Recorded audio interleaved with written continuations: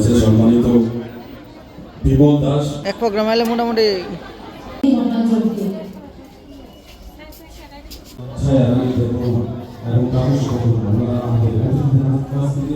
ডিজাইনটা অত্যন্ত গুরুত্বপূর্ণ বিষয়, অর্থাৎ নতুন ডিজাইন থাকবে, নতুন তার মধ্যে কোয়ালিটি আলাদা হবে, অর্থাৎ বাজারজাত আমি যখন করতে যাব আমার জিনিসগুলো ভালো কেনা চাইবে।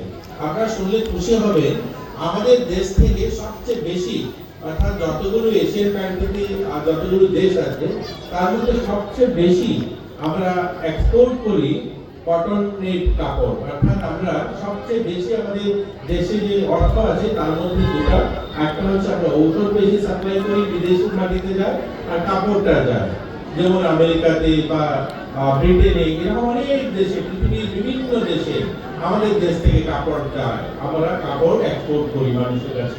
তো আমাদের এটা একটা বিশাল বড় মার্কেট। আমরা যদি ভালো কোয়ালিটির কাপড় তৈরি করতে পারি, নতুন নতুন ডিজাইন দিতে পারি, তাহলে দেখবেন বাজার কিন্তু বিশাল বড়। আমাদের দেশ পৃথিবীর সর্ববৃহৎ জনসংখ্যার দেশ।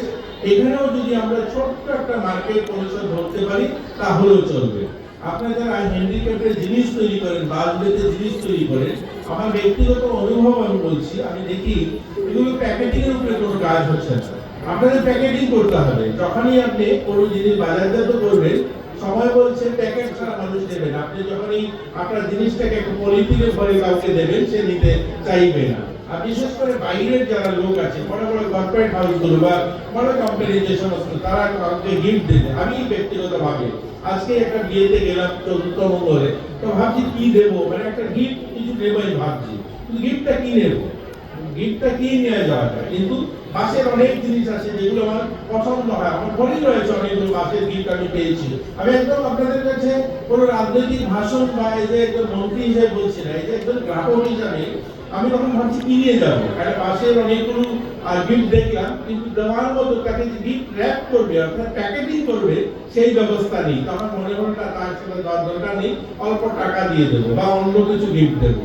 এই যে আমার মতো হাজারো গ্রাহক রয়েছে যারা এইভাবে আপনাদের জিনিসগুলোকে অ্যাভয়েড করে।